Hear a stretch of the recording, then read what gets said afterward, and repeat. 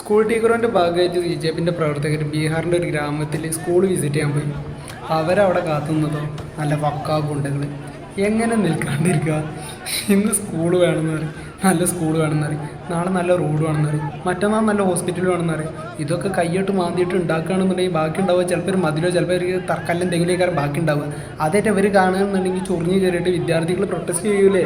ഇന്ന് ഇവരിത് ചോദിക്കുകയാണെന്നുണ്ടെങ്കിൽ നാളുള്ളൊരു തലമ കയറിയിട്ട് നിരങ്ങുന്നുള്ളത് അവർക്കറിയാം. അതുകൊണ്ട് തന്നെ പിന്നെ ഈ ഗുണ്ടകൾ ഈ ആൾക്കാർ എന്നൊക്കെ പറയുന്നത് ചില്ലറ ആൾക്കാരൊന്നുമല്ല. ഈ വിവരം ബോധമൊന്നും ഇല്ലാത്ത നല്ല എഡ്യൂക്കേഷനും മറ്റു കാര്യങ്ങളും കിട്ടാത്ത കുറേ വിവരമില്ലാത്ത അന്തംഗമ്യവും ഉണ്ടാവില്ല ഇവരെ പിന്നാലെ നടക്കുന്നത്. ഇങ്ങനത്തെ കുറേ മോയന്തോളുണ്ട്. അവരാണ് കാരണം സ്വന്തം മക്കൾക്ക് നല്ല എഡ്യൂക്കേഷൻ കിട്ടാൻ വേണ്ടിയിട്ട് ഏതൊരു നല്ല വിവരമുള്ള മാതാപിതാക്കളാണെന്നുണ്ടെങ്കിൽ മറ്റാരാണെന്നുണ്ടെങ്കിൽ നല്ലത് മാത്രമേ ചെയ്യാൻ നോക്കുള്ളൂ.